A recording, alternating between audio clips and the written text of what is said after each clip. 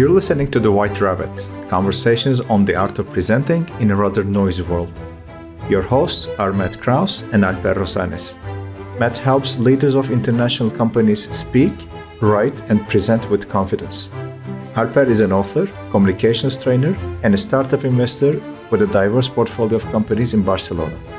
If you like this podcast, please share with your friends and colleagues. Now, on to Matt and Alper for today's conversation. Hello, welcome to the inaugural episode of The White Rabbit. I'm Matt Krause, and this is Alper Rozanes. And the inaugural episode of The White Rabbit. We have taken the name The White Rabbit from a movie that we both love called The Matrix. I'm sure that you've heard of it. And Alper especially is a big fan of The Matrix. So Alper, can you tell us a little bit about what is The White Rabbit? What are we referencing? Well, I'm not going to give any spoilers in case someone hasn't still watched the movie. Actually, The White Rabbit is one of my favorite scenes from The Matrix. It's when Neo opens the door after Trinity sends a message to his computer, and standing there is a group of people, and they are making a business transaction. But after that, the people call Neo to join them on a club, and at first he rejects. He says he's tired, he has work tomorrow, but remembers that there was a mess. He sees one of the girls has a white rabbit tattoo on her shoulder, on the back of her shoulder. And the moment he sees that, he realizes that on his computer was a message, follow the white rabbit. And because of that, he goes with them to this club, meets Trinity there, and then the whole movie takes off. But what I particularly like about this scene is that's the moment he decides to take on the hero's journey. That's the moment he actually goes out of his routine of the comfort zone and actually follows the girl into the club, where he eventually meets Trinity and the rest of history.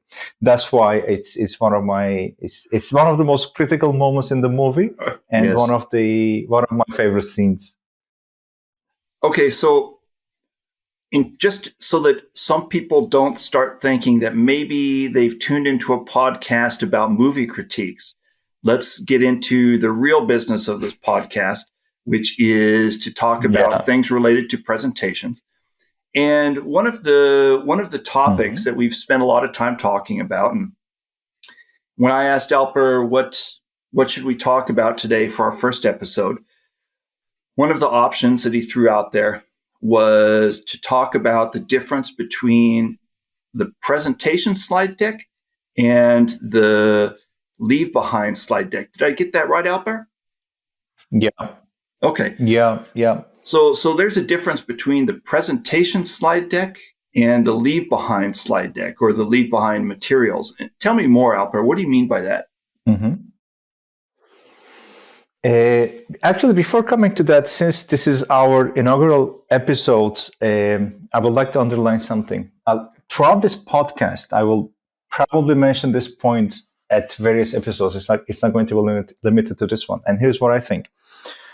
Especially with presentations where I, as the presenter, not Alper, but as the presenter himself or herself, I'm asking the people in front of me to give me something, to do something. As long as I am standing in front of them, asking them to do this, we cannot talk about equal grounds. And one side always has the higher ground. And imagine this could be like a potential customer you're trying to make a sale. It could be your department manager or the board of the company you work for, and you want them to promote you or approve your plan of action. Or you could be an entrepreneur, for example, pitching your project to potential investors.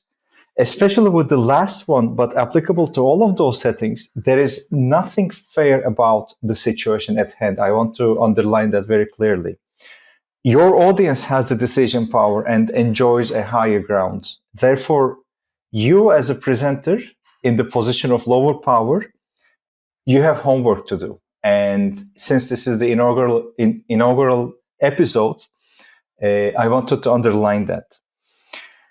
Now, I said homework. I think the main homework of the presenter is to create the environment for the audience to be able to understand and follow himself or herself easily.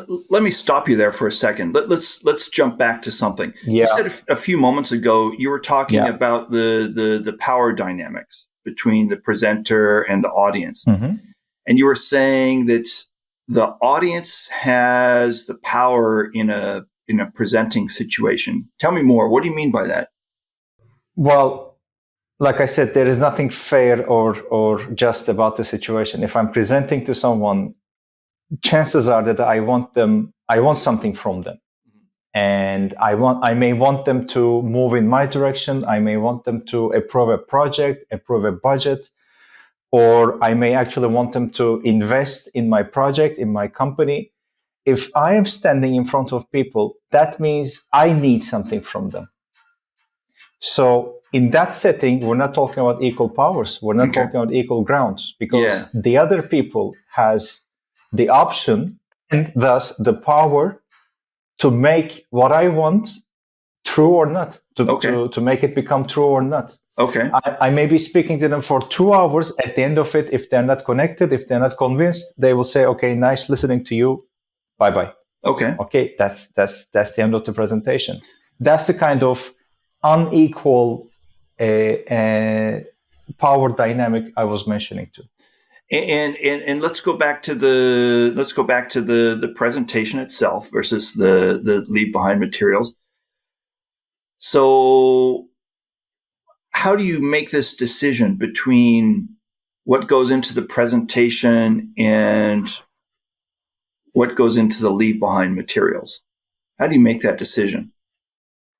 Well, I think it revolves around simplicity, because what we need to do in the presentation is connect with the audience and have them understand this, right? And we do that through simplicity, through brevity, not complicated or crowded slides, because a presentation, after all, a live presentation, is between humans, is between people. So the connection has to be there. And we cannot establish a connection through a bunch of information we're throwing at their face. That's why the slide deck ideally should contain the main points of the idea that you're sharing, the big picture. And after conveying that big picture, if you still believe that your audience should be informed about further topics, that's when the leave behind document comes into the picture. Let me stop you there. Let's dive into this leave behind material package a little bit further. So for example, let's say that I am a marketing manager, for example. I'm a marketing manager at a multinational company, let's say Unilever. And the chief marketing officer is coming for the annual meeting. And he or she is going to sit there in the audience and listen to my marketing plan for the next year. So I have to make a decision. What do I put into the presentation, and what do I put into the leave behind documents? How do I make that decision? Before even making that decision, you need to ask yourself, what is it that you want to achieve with this presentation? What is it that you want to happen at the end of it? And that is the most crucial question that you will ask yourself when preparing for this presentation, because everything that goes both into the slide deck as well as the leave behind documents will be shaped around the answer for that question. So, like I said, when you ask this question, when you find the answer of about what it is that you want to achieve, then you will get a big picture. The big picture will be this goal that you will convey to your manager. Okay. Now, most of us have suffered, I will say, from the habit of just, when the presentation date comes around the corner, we just start populating the slides, especially with copy paste. It has become extremely easy to take a bunch of material from Excel, from Word, or from the web, and just put them onto the slides. True. With the hope that the other person is going to digest all of them, which is impossible. Okay.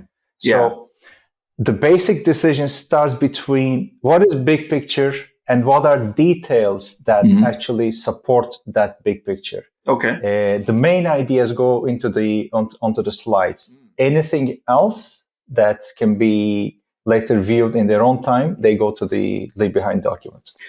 So on the leave behind document with the presentation itself, I've got a nice time limit. Let's say that somebody else is telling me 10 minutes or 15 minutes or 20 minutes or 5 minutes or 3 minutes or whatever. There's a nice finite limit that someone's giving me, and I know that I have to say everything in this short period of time. But with the leave behind document, there's an infinite amount of space. It could be like a 1-page leave behind. It could be 1,000 pages leave behind. I could just have one slide on the leave behind. I could, put in everything about my whole life. And I could even mention that I was born in California and I used to eat pureed carrots when I was a baby. How do I know, between this spectrum of infinity, how do I know what to put in the slide or what to put in the leave behind materials and what not to? Well, that's a good question. Let me think about that for a second. I'm sure, like everything in life, there is no clear-cut answer to that, but I believe common sense would be the key here. And you need to remember that unless it's a legally binding document that you're giving me as a leave behind, I'm not going to have a willingness to go through every single detail you throw at my way. Now, once we start talking about documents, just like you said, we may feel that the sky is a limit, especially with PDFs. There is not much difference between sending a 10-page document or 110-page document. But again, simplicity is the key. You should not just put things into this document just because it's very easy to do so. All the points you include in this document, just like it was in the slide presentation slides, all the points you include in the document, they should also serve as justifications or data to back up the claims that you made in the big picture. Okay. So it's from your example, I particularly like that one. From your example, if in the presentation you decided that it was important for them to know that you were born in California and you liked eating carrots, by all means, put that into the document. But think twice before if it is actually necessary or not. So for example, if I am an entrepreneur and I am pitching somebody on making pureed carrots for babies, then I should include that slide probably. If not, if I'm the marketing manager for potato chips or laundry detergent or something, I probably shouldn't. I could agree and disagree with that. You make the choice. You make the judgment. If it is relevant, by all means, include that. But remember that just because it's easy to include things onto a PDF document, it doesn't mean they should be there. Okay. We could go on and on about the subject for hours and hours or days and days, and believe me, we have. But we're going to stop here, and so I'm sure that you will hear about the subject in a future episode too. But for now, that's it for today. Oh, I'm sure it will come up. Yeah. This thing. Yeah. You will hear about this again. All right. Well, thank you for joining us today, and we will see you again on the next episode. Thank you, Matt. Good talking to you. Good talking to you. Thank you for listening to The White Rabbit with Matt Krause and Alper Rozanes. You can subscribe to the podcast on Spotify, iTunes, or through your favorite feed.